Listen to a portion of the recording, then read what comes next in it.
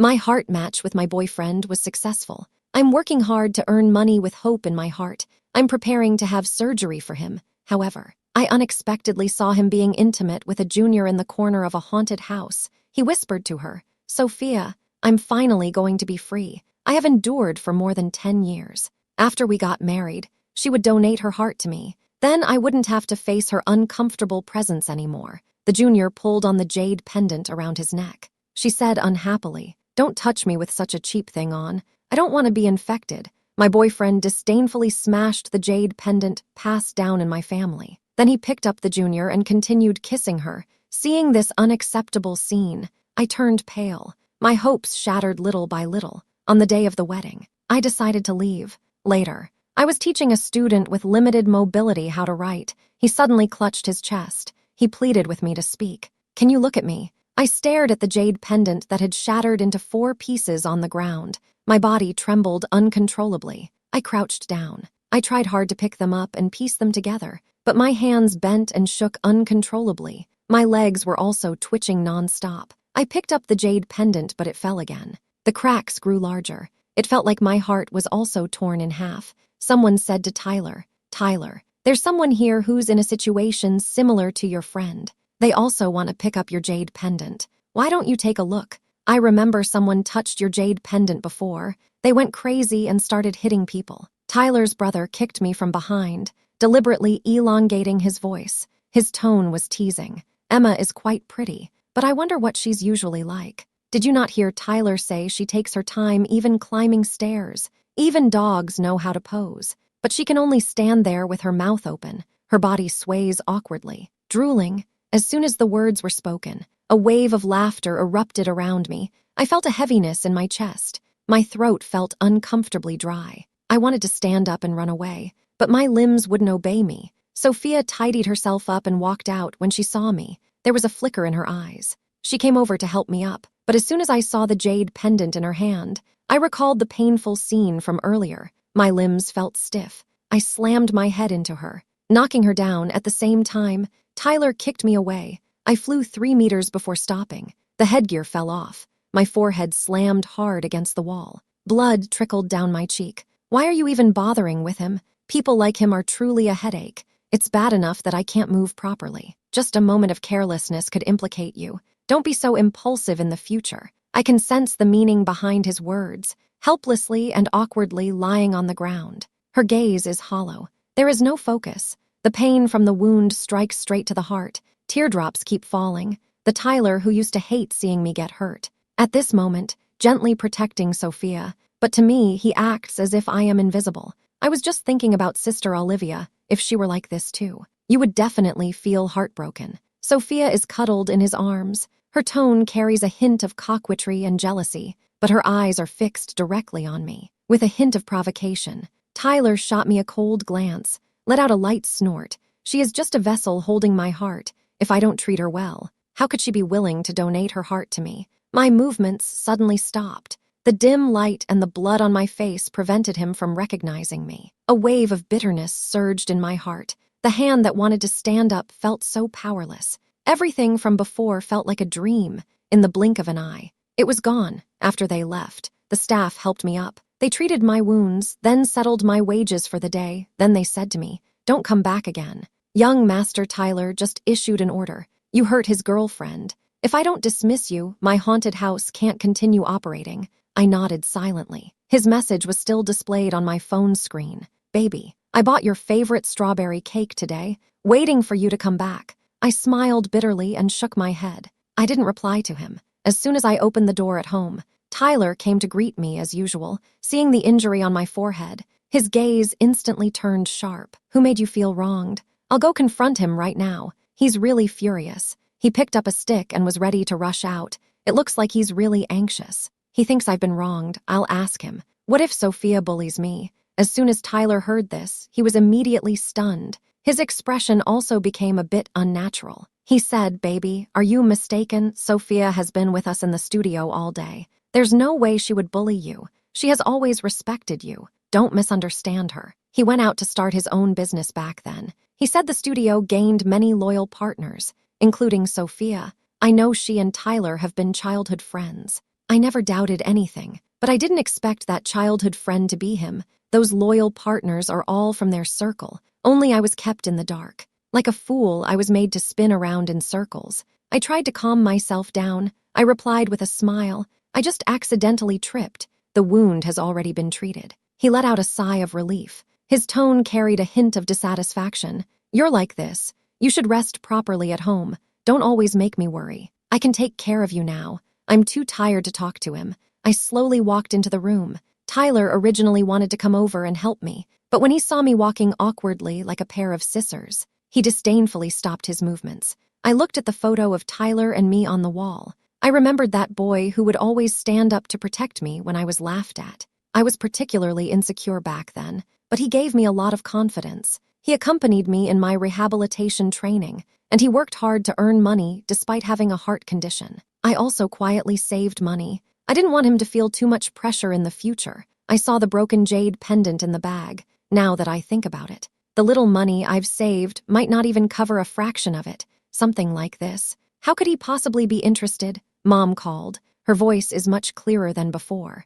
I understand. She wants to avoid embarrassing me at my wedding. I've been working hard to practice speaking and actions. I felt a tightness in my throat. I tried hard to hold back my tears. Mom, I don't want to give my heart to him. Otherwise, how will you manage alone in the future, Emma, as long as you're doing well? No matter what you do, Mom will support you. After listening to Mom's words, I struggled to hold back the sting in my nose. I said a few simple words and hung up the phone. To come to Cydia to take care of Tyler. Unknowingly, my concern for Mom has diminished. He always doesn't let me go to the company. He says he's worried something might happen to me. He prepares every meal with great care. Rehabilitation training can quickly connect you with a specialist. It turns out they want to keep my heart condition at its best. This will reduce the risks during donation. Midnight. Tyler hugged me from behind. His head rested on my shoulder. He said hesitantly, Emma, the wedding is in a month. Sophia found a rehabilitation physician. You should take the time to train a bit more. I think you also hope to walk normally by then. I turned around. I saw the bite marks on his neck. He said with a dull gaze, if you're worried about others knowing you have a wife with cerebral palsy, then we don't have to get married. His hand stopped in my hair. His gaze wandered. He avoided my eyes. He gently kissed my forehead. Then he pulled me into his embrace. Don't overthink it. How could I be afraid? It's just the doctor that Sophia had a hard time inviting. I don't want to disappoint her. I feel a wave of discomfort in my heart. My gaze slowly dims. Such obvious favoritism. I can't believe I only noticed it now. Seeing me silent, he mistakenly thinks I've consented, holding my hand. Moving downward with desire, my hand bends inward. I'm unable to exert any strength. He is somewhat losing control, furrowing his brow tightly, gradually becoming impatient. I've already become numb. This situation has happened many times. He never complained before. He always held me and said it was okay, even if we don't have children. It's fine. Now he is panting, letting go of my hand, picking up his phone to type. His brow furrows tighter and tighter, suddenly shaking my head away with force. Nervously walking out. There's something going on in the studio. I need to go handle it. You should take a rest first. He left in a hurry. He didn't notice the bandage on my forehead was already soaked with blood. I took a deep breath. I slowly walked to the balcony, downstairs. He was getting into the car with Sophia. I stood there for a long time, until my legs went numb. Then I returned to the room. I opened my social media account.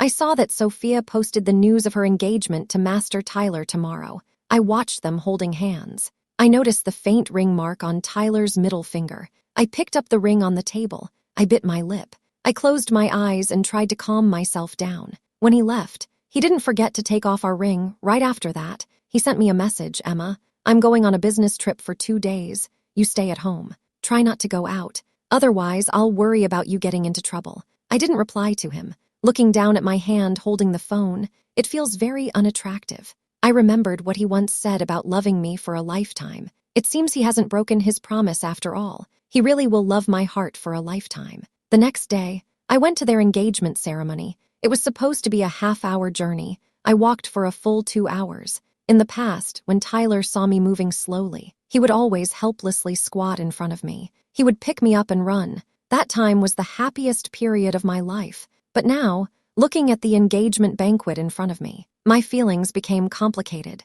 Tyler, the one who always thought of me and stood up for me. Today, he is making promises to another woman with deep affection. At that moment, my mom sent a message, Emma, I bought a ticket to see you tomorrow. I originally wanted to keep it a secret from you, to give you a surprise, but I was afraid you might not be happy. Mom called. I just came back to my senses. Since that last incident, she has been very worried about me. Now she is the only one who truly cares about me. I felt a tightness in my throat. I wiped away my tears. I tried to force a smile. Everyone online is sending blessings to Tyler and Sophia. No wonder he specifically told me not to go out earlier and not to go online. He was worried I would disrupt the engagement party he meticulously planned. I collected my emotions. I tidied up the room bit by bit. I quietly waited for my mom to come over until the next evening. My mom still hadn't called. I tried calling her, but she didn't answer. I felt increasingly uneasy later on. She sent a message.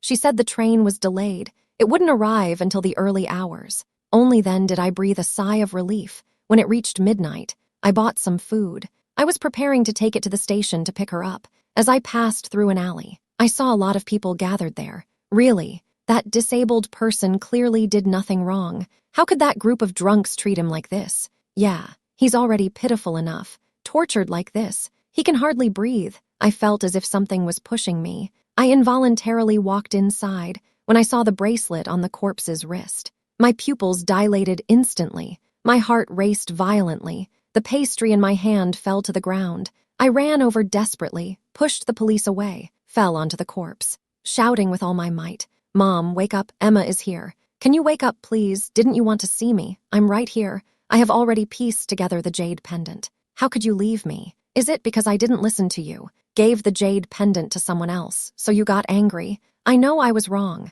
Can you wake up? I tried to touch my mother's body, but the scars and twisted position on her body clearly told me she can no longer wake up. My whole body started to convulse, feeling utterly helpless and desperate, in so much pain that I couldn't move, no matter how they pulled me. I couldn't get up in the end. My consciousness slowly blurred. Emma, you are awake. When Sophia woke up, she was holding a phone. The voice inside made my heart tighten. She said, Emma, no wonder you are so beautiful. It turns out you inherited it from your mother. You don't even know. She was especially happy when she heard I was your friend. Very happy, just like that. They followed me. As soon as that group of men saw her, her eyes lit up. Tusk, tusk. Look, Auntie is still so charming. To avoid disturbing her, I had to tell a little lie using her phone. Sophia's voice is sweet, but the disgust and contempt on her face became more and more obvious. Those words pierced my heart. Anger made me lose my reason. My body also broke through its limits. I crazily grabbed the fruit knife on the table. I slashed it across her face, just as I was about to make the second slash. Tyler rushed in just in time. He kicked my knife away. My hand made a cracking sound. It was kicked to the point of fracture. Tyler. It was her who led my mom into that alley. There are videos on her phone. Hurry, help me call the police. I shouted in anger. The hatred in my heart deepened continuously, but Tyler's words instantly extinguished the fire in my heart. He said, Emma, don't wrongfully accuse people. Auntie knows very well that she has difficulty moving. How could she intentionally come here to cause trouble? Tyler, don't blame Sister Emma. She is just worried about Auntie. Listening to their back and forth, I couldn't help but laugh sarcastically, but my hand was turning pale from the pain, and tears flowed uncontrollably. Tyler couldn't stand it anymore. He sighed helplessly and said, Emma, don't worry. The people who harmed Auntie are already in prison. They will never get out. I couldn't hear what he was saying, just staring intently at Sophia. She took a step back. Tyler immediately called the doctor in. Ignoring my objections, he gave me a sedative. For a while afterward, he stayed by my side to take care of me. He even personally arranged my mother's funeral. I calmly accepted all of this. I didn't get angry, nor did I cry loudly. I just sat quietly. Tears flowed silently. My eyes were hollow and lifeless. I don't know when he left the funeral. All I know is that he is now with Sophia. After turning off the video, I tightly held my mother's portrait. I said with a trembling voice, Mom, he's so disgusting, don't worry. I will be able to accompany you soon. After the funeral ended, I found the surveillance video from that day. I went straight to the police station with the video. Before I could say anything,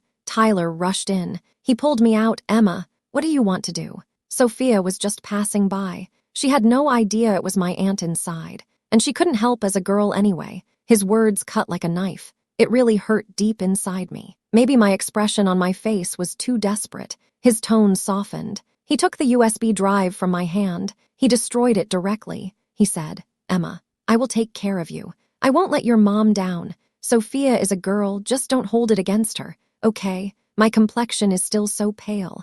I blame myself for being in such poor health. I can't even protect my mom. Tyler is worried that I'm overthinking. He locked me in the room, fed me, rocked me to sleep, had me prepare my wedding dress. But all of this no longer mattered to me. In the early morning of the wedding day, I arrived at the overpass a few hours early. A long time passed. Until the wedding began, Tyler kept calling my phone. I steadied my hand holding the phone, try not to let it shake. I slowly opened the video. I said to Tyler, "It's for me. You've been pretending to have a heart for so many years. You've really worked hard." Tyler listened to what I said. He originally wanted to scold me, but he took the words back. A hint of unease flashed in his eyes. His tone softened. "Emma, what are you talking about? Everyone is waiting for you. Don't be willful. Come back quickly." I kept laughing, but I didn't make a sound. At that moment, he finally noticed the river behind me. A hint of panic flashed across his face. He said nervously,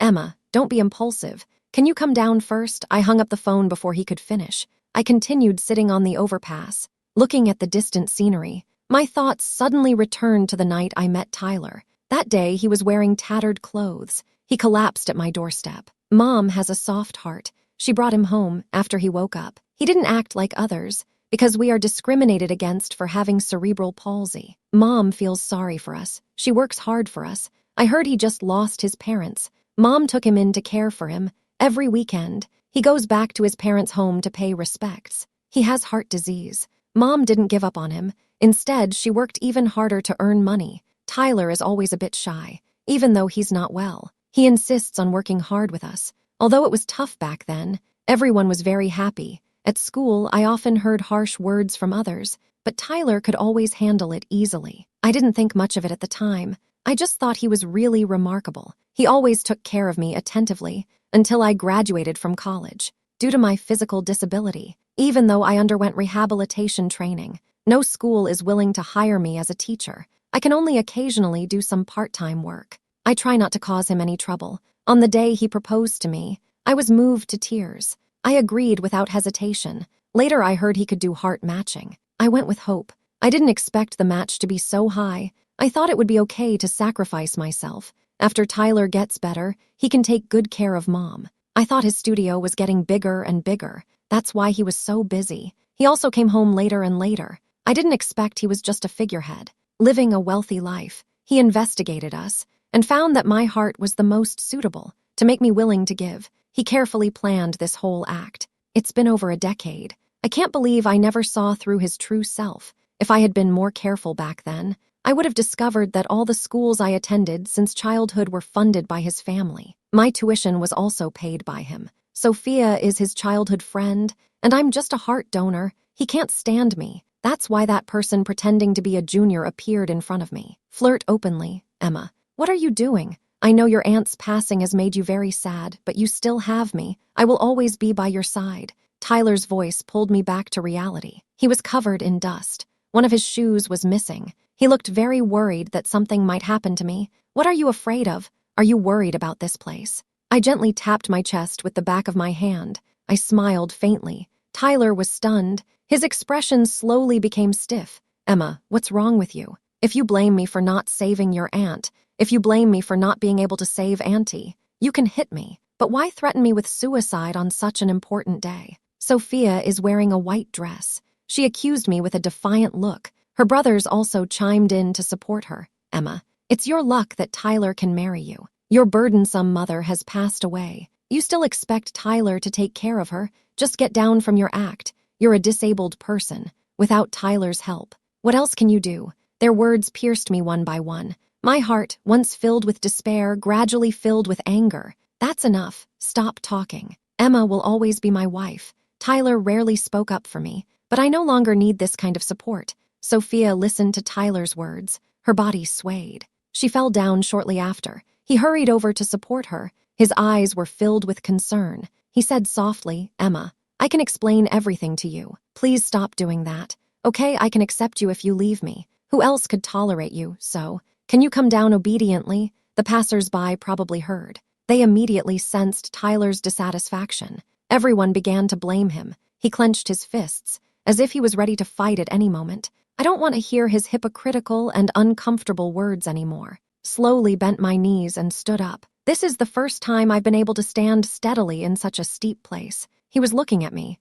while looking down at Sophia in his arms. His eyes filled with reproach and worry for me. I stood on the overpass, calmly watching him speak. Young Master Tyler, how can my ordinary heart match your noble body? Then, in his desperate cries, I jumped into the water. The last thing I heard was him calling my name loudly. I felt my body becoming light as a feather. My mother's figure became clearer and clearer. Emma, your mother will always love you. Go back. You still have a bright future ahead. Don't give up on yourself for your mother. I was desperately banging on the invisible wall in front of me. I cried out for her, but it wasn't long before her figure slowly disappeared again. I suddenly woke up. I found myself lying on a bed. The room was dimly lit. It felt somewhat oppressive. You're awake. Quick, take your medicine. A handsome man walked in. He had a warm smile on his face. He noticed I looked a bit confused, so he explained, "This is a special education school. My name is Ethan. I'm the principal and a teacher here. I found you feverish and unconscious by the river, so I brought you back. Don't be afraid." I'm not really afraid inside. I'm just curious about the school he mentioned. I want to take the medicine, but my fingers aren't very nimble. I looked at him a bit awkwardly. His gaze was clear. There was not a trace of disdain. Unlike Tyler's vague gaze, I could feel his kindness. When he fed me the medicine, I noticed that one of his fingers was missing a segment. The phone case was transparent. Inside was a photo of him and another friend with cerebral palsy. They were both smiling happily. It looked particularly sweet. Although I was a bit curious, I didn't ask much. He glanced at his phone and asked me, "Is this someone looking for you?" He stopped what he was doing and turned on the TV in the room. Tyler appeared on the screen. Tyler said, "Emma, I didn't find your body. That means you're still alive. If you see this news, please call me immediately. Let me take you back, okay? I don't want to take your heart. I just want to take good care of you. Living alone might be a bit difficult for you. So stop hiding from me." He speaks sincerely. It seems I've lost the ability to take care of myself. I must rely on him to survive. Ethan noticed my pale face. He gently patted my forehead and comforted me. Looking at him like that, he doesn't really want you to go back. Why don't you just stay here? Our school is also in need of teachers. But I have cerebral palsy. No schools were willing to accept me before. I lowered my head. I smiled faintly, feeling a bit lost inside. He gently patted my head. The gesture was very natural, as if he had done it many times before. He said, "Cerebral palsy does not mean being foolish. It only leads to a lack of coordination in the body, and your movements are already quite normal now. It's just that others see you as slightly slower." I've heard plenty of mocking remarks. I've also heard Tyler telling me to rely on him. But Ethan is the first person to speak to me like this. He does not look down on me, nor does he make me depend on anyone.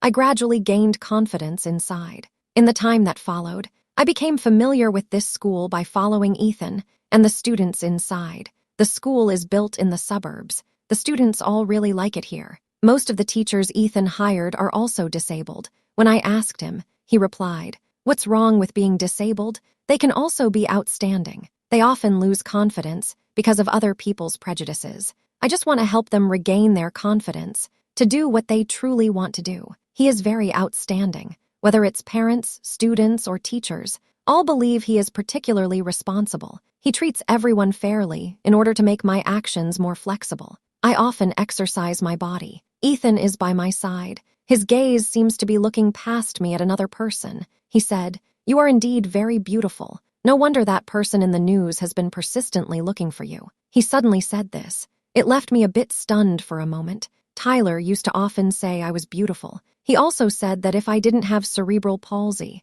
there would probably be many people pursuing me. Recently, I've often seen him in the news. A while ago, his heart disease acted up again. His parents mobilized everyone they could. They ordered that I must be found at all costs, even if they had to dig 3 feet into the ground to pull me out, even if I jumped into the river. They still care about my heart. Ethan somehow changed my identity information to another name. This marks the end of my previous life. Teacher Emma. Teacher Ethan is interested in you. The way he looks at you. It's like how my dad looks at my mom. I'm teaching a student how to write. He suddenly said this. I was so surprised that I dropped my pen. Don't think too much. Teacher Ethan is friendly to everyone. He has someone he likes. It's the same for me. My face turned slightly red. I hurriedly retorted. I've been here for a year. I do feel relaxed around Ethan. He's been accompanying me for workouts. He helps me perform actions close to those of a normal person. If I were to say I have no feelings for him,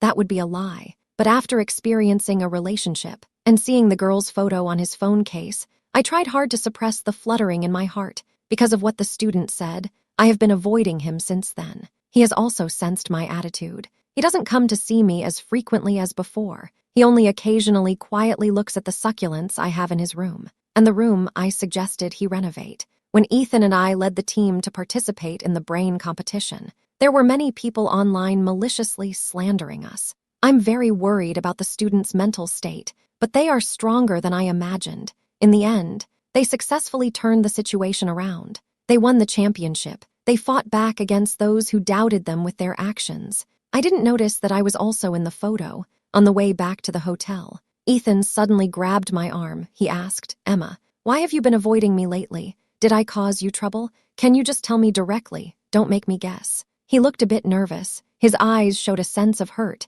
He looked at me with a sense of grievance. I was silent for a moment. I forced a smile. Recently, some students said we were getting too close. They misunderstood that we had a special relationship. I'm worried your girlfriend might misunderstand. That's why I've been avoiding you. He started to feel confused. Girlfriend? For such a long time. Have you ever seen me with a girlfriend? I was taken aback for a moment. Suddenly, I realized I might have misunderstood him, so I pointed at his phone and asked, Then what's the story behind this photo of you two? Ethan suddenly understood. His expression slowly turned sad. His tone carried a sense of regret. She's my sister. Like you, she is also a cerebral palsy patient, but she couldn't withstand the ridicule from others. She chose to commit suicide. That's why I started this school. I also often pay attention to you. You're very strong. Over time, I found that you have already entered my heart. He held my hand and said sincerely. I didn't expect him to say this to me at this time.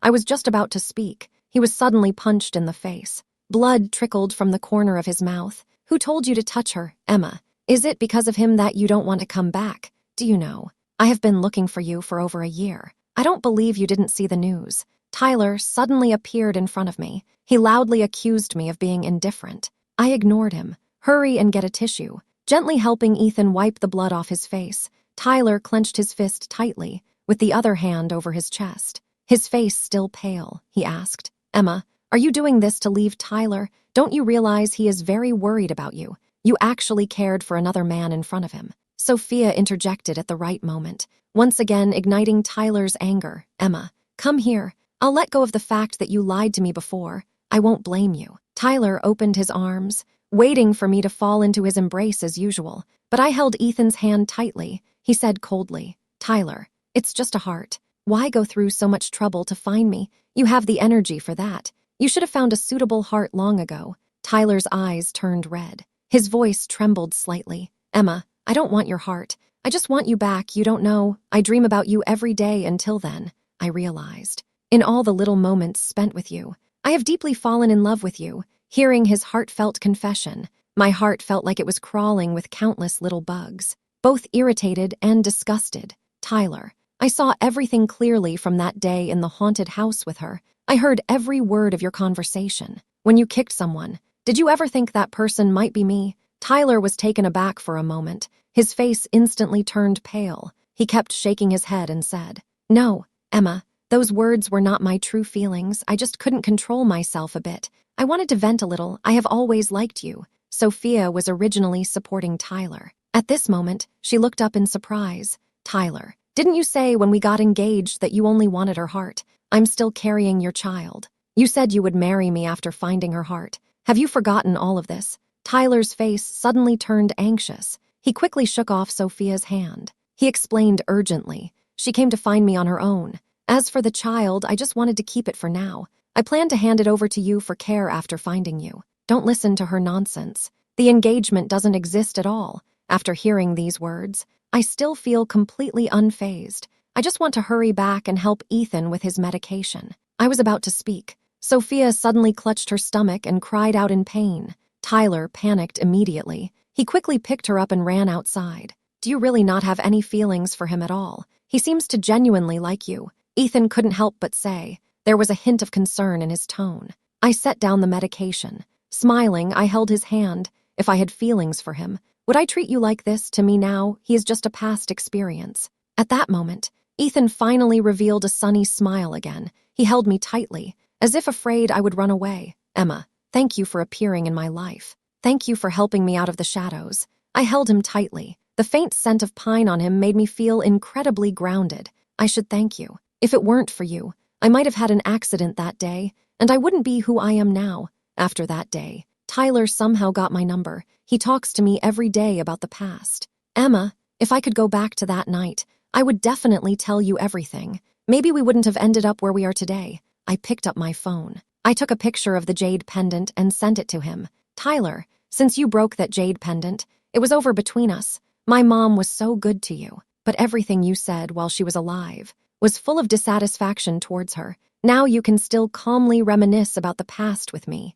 He didn't respond again. Maybe it was guilt, or maybe he felt he had been negligent. Regardless, I don't want to have any more connection with him after blocking him. Ethan and I brought the students back to school. I didn't expect the next day. Tyler came again. He brought a bunch of things. He said they were gifts for the school. I looked at those gifts and poured the entire pot of water over them. Emma, don't treat me like this. I can't take it. You can hit me or scold me, as long as it makes you feel better, as long as you are willing to come back to me. Tyler lowered his head. He looked particularly dejected. I didn't want him to affect the student's mood. I said coldly, Tyler, don't say these useless things. I'm afraid I'll throw up what I just ate. You better leave now. He seemed to suddenly understand something. His eyes lit up all of a sudden. Emma, I won't say more, as long as you can forgive me. Marrying Sophia has been decided for a long time. I only did this because I didn't want to embarrass her. If you're not happy, wait until she has the baby.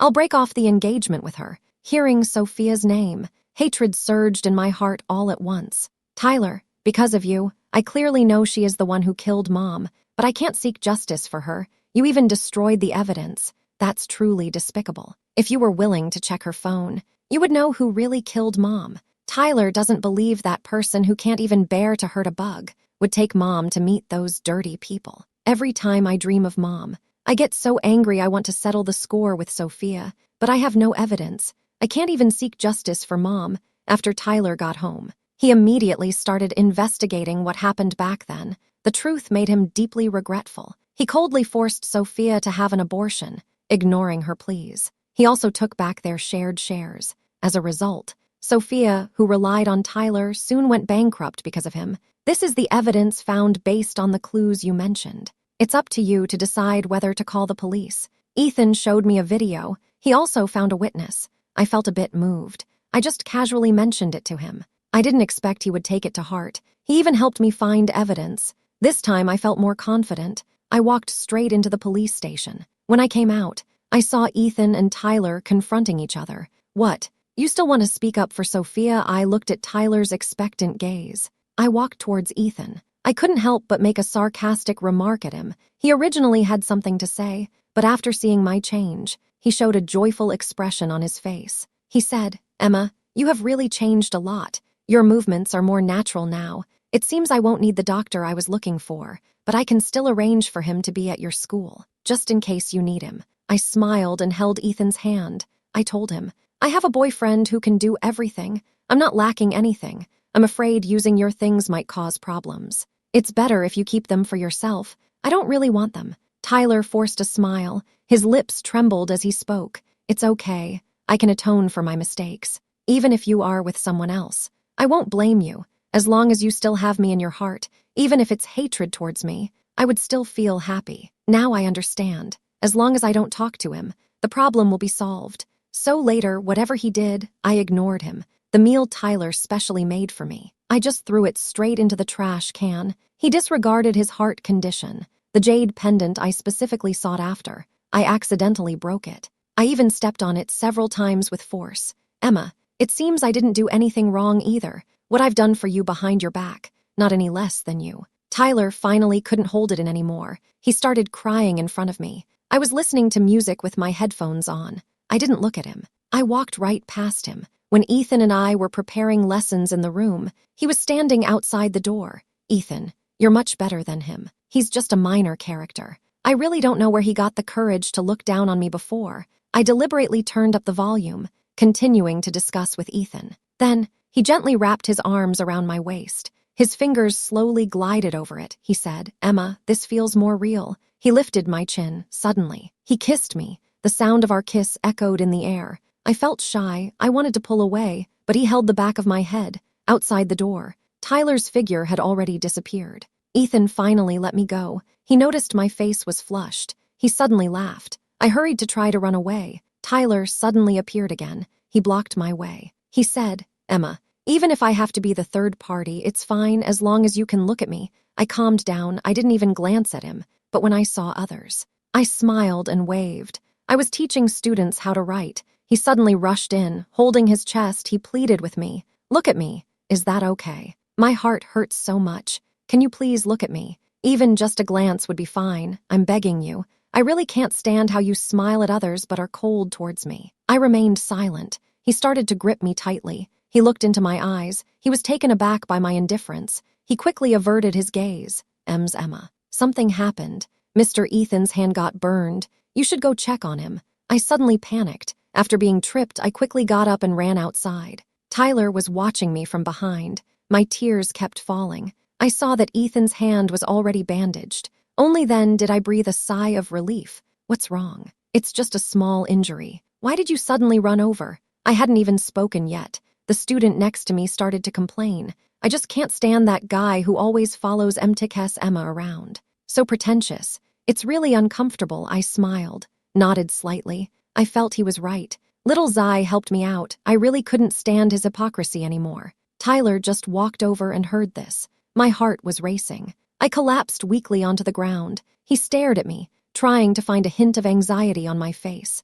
But I calmly said to Ethan, "Call the police, so that we won't be blamed if something happens. That would be troublesome." Tyler finally understood the pain of heartbreak. After I called an ambulance for him, I never saw him again. He only said to apply more pressure, to give Sophia a heavier sentence. This was the only time I didn't object. Tyler's company was reported for false charity, and also for tax evasion. Someone dug up the emotional entanglement between him and me. This time he became the target of criticism. Meanwhile, I was protected. At the same time, more and more people are starting to pay attention to the situation of disabled individuals. They learned that some people with cerebral palsy actually do not have vision impairments. Many also realized their own biases against disabled individuals. As a result, they donated money for disabled people in impoverished areas. They did their part. Tyler can only lie on the cheap hospital bed he used to disdain. Watching me being interviewed on TV, he appeared particularly radiant. He couldn't help but cry. Thinking about the past, his heart was filled with regret and pain. His heartbeat also quickened. When Tyler called, Ethan had just proposed to me. His face still wore a happy smile. This call suddenly shattered the beautiful atmosphere. I was just about to hang up, but Ethan urged me to answer. He said, "Emma, can you come meet me? I don't have much time left. Let me see you one last time. Is that okay?" I frowned. I felt impatient with his request. I was about to refuse. At that moment, Ethan leaned over. He deliberately spoke into the phone. "Baby, who is it?" We were interrupted halfway through our conversation. I suddenly felt my ears burning. I cleared my throat before answering him. "It's just a spam call. Let's continue." Later, the call on the other end was disconnected. That's when I realized. Tyler's heart was racing after he finished listening. It finally stopped. It could never be saved again. Ethan and I stood side by side, calmly watching the students showcase their brilliance on the field.